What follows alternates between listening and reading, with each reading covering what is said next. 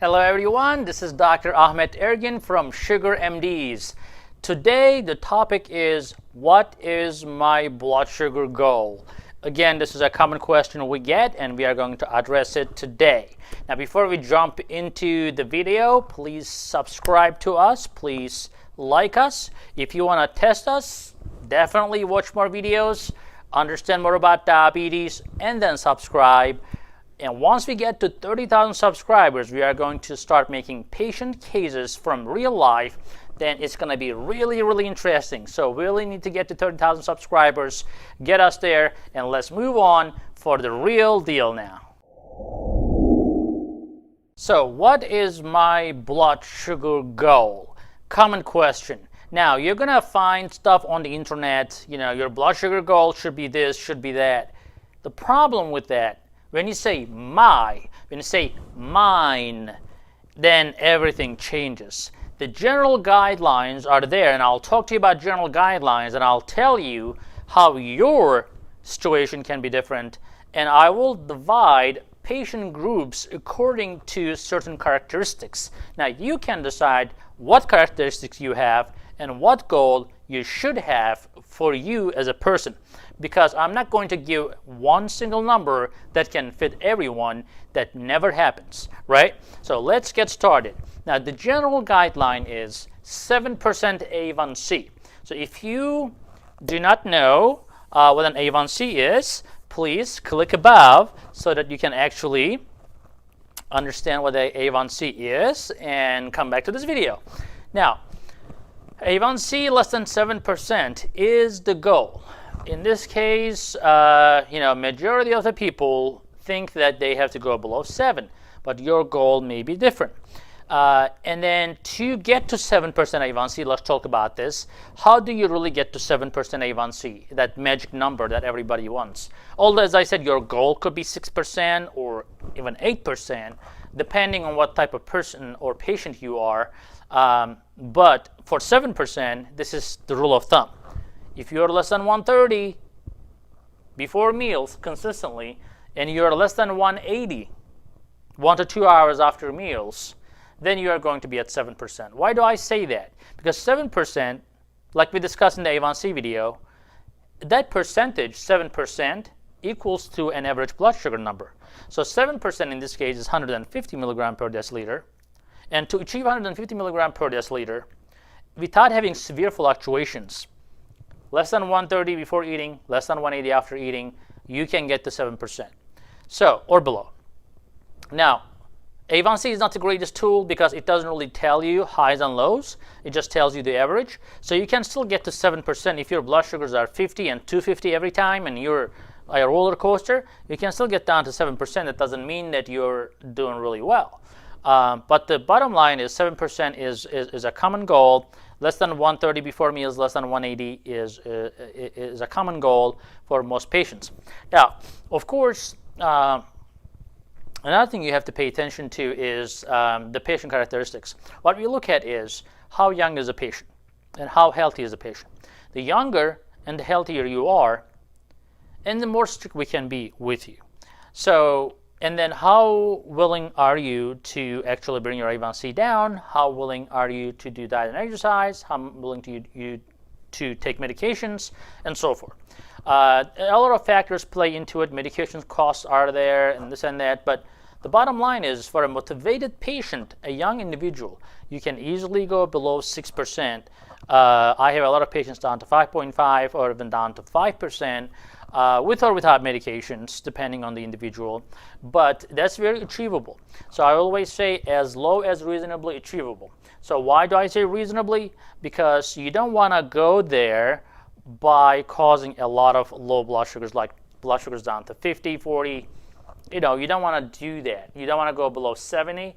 You want to stay above 70, but you want to stay less than 130 as well. So if your blood sugars are ranging from 90 to 130. Some days you're behaving, you're good, your blood sugar is 90 to 100 before meals. Next day, it's a weekend, you're doing stuff and you're eating out, whatever, and then you go to 120, 130. That's okay, like you're a human being.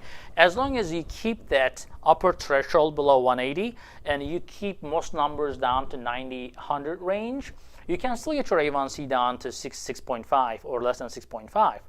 So again, it's all about the average numbers, right? So, and then your blood sugar, how much you spike, also determines it. So I generally recommend checking blood sugars after meals sometimes as well to make sure that you are staying below 180. Now, if you want to really go down to 6%, 6.5 or 6% or below, you want to go below 160 or 150 after meals, then you are really going to be able to achieve that A1C level. So, like for example, another question is, what should my blood sugar be at the bedtime?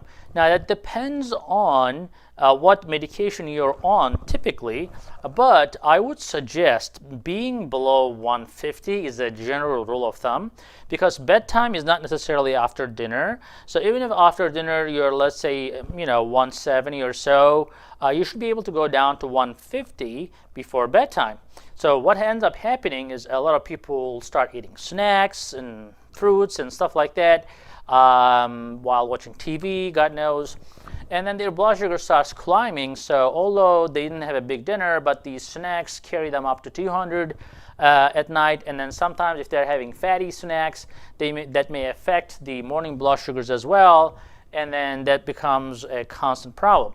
So that's why people will say, why my blood sugar is in the morning fluctuating so much, because those snacks, the dinners that you're eating, the fat content in them can be a big major factor. Let's talk about older individuals or individuals with more problems, such as people with chronic kidney disease, people with liver disease. We are more careful with them just because they tend to have more susceptibility to low blood sugars. And these people are typically have been diabetic for 15, 20 or more years, and then they are on multiple medications, multiple insulins, and they're more on the older age, especially if somebody is like 75 plus, 80 plus, they do not respond well to low blood sugar problem. And they may be alone, they may not fix it themselves, so they're more at risk. So for those people, we relax the blood sugar goals and we tell them, look, basically, yes, you have a chronic kidney disease, but you have a lot of other problems.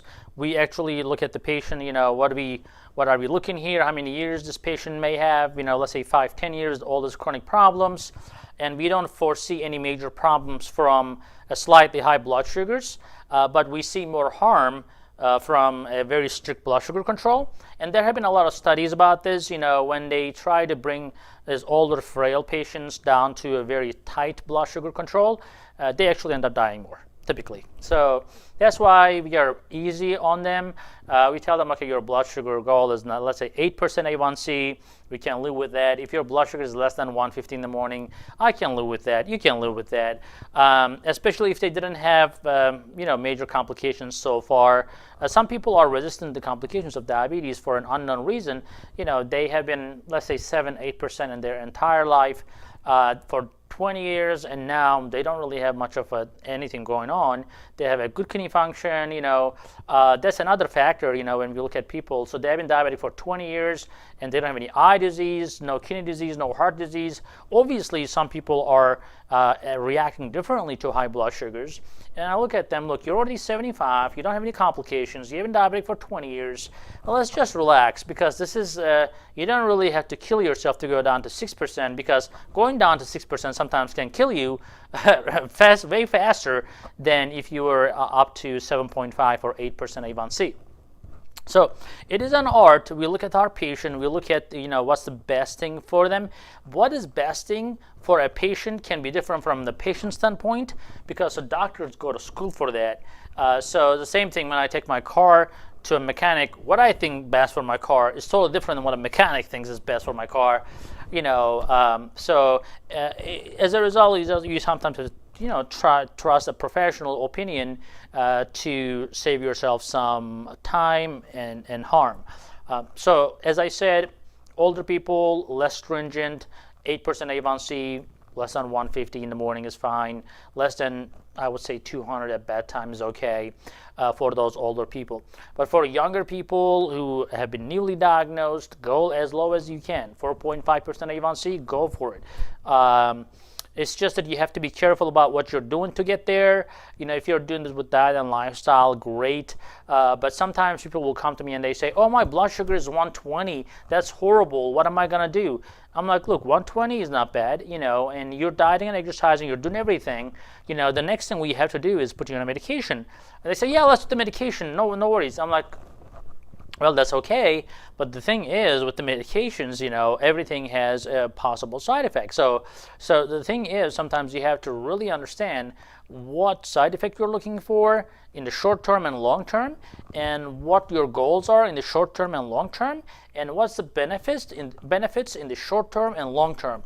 These are the things that a lot of patients don't understand. They just get stuck on their number, whatever they think is best in their mind.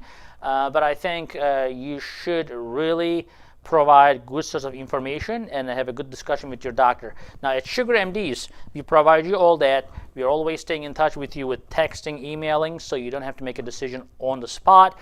We do virtual appointments, so we can see on the video, we can talk to you, we can text with you. That's a different way of managing diabetes. We have cellular communication where basically we can even get your meter, send us data through cellular towers. We are using AT&T to collect blood sugar data without having the patient to enter blood sugar anywhere or keep logs or anything like that. So all this data comes to us, and we manage our patients that way. So we become very proactive instead of reactive. Most of the time, the traditional doctors, you will go to the office, they'll say something, you go, you don't see them for another 3 months. Good luck if you can reach out to them.